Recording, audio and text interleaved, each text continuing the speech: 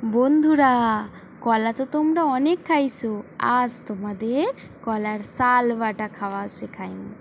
কলার শাল বাটা খাওয়ার জন্য প্রথমে কলাটাকে ভালো করে ধুয়ে বটিতে কলার শাল ছাড়াইয়া নিতে হবে।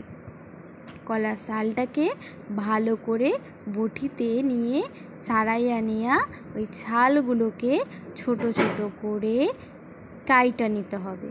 ভালো করে কাইটা নিয়ে কলার শালগুলো দিয়ে কাইটা নেওয়ার পরে সেগুলোকে গরম জলে ভাপে বসাইতে হবে। গরম জলে কলার শালগুলো ভালো করে ভাপ দেওয়া হইয়া গেলে একটা কড়াইতে গরম করে তাতে কালো জিরা একটু ভাইজা নিতে হবে।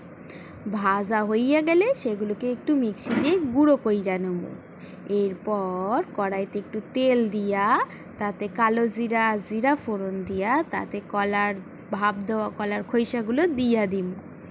এরপর এটাকে একটু ভাজা ভাজা হইয়া এলে এর মধ্যে আমরা পেঁয়াজ রসুন মিশায়ে নেব।